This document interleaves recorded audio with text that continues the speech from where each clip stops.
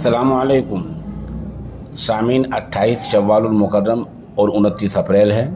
ख़बर का उन्वान है अफजाल अंसारी को 4 साल की सज़ाए क़ैद और 1 लाख रुपए जुर्माना। बता दें कुछ देर पहले उनके भाई मुख्तार अंसारी को 10 साल की सज़ा और 5 लाख रुपए जुर्माने का ऐलान हुआ था और अब उनके दूसरे भाई अफजाल अंसारी को 4 साल की सज़ा सुनाई गई है और 1 लाख रुपए का जुर्माना आयद किया गया है। अफजाल अंसारी मेंबर पार्लियामेंट भी हैं, ऐसे में उनकी रुकनियत जाना लगभग तय है।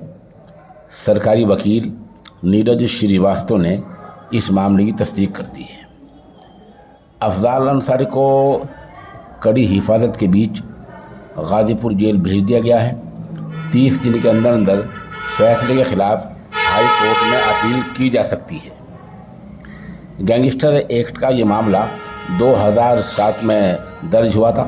इसी मामले में आज अफजाल अंसारी को भी 4 साल की सज़ा और 1 लाख रुपए जुर्माने की सज़ा सुनाई गई है और ये सज़ा MP MLA कोर्ट ने सुनाई है।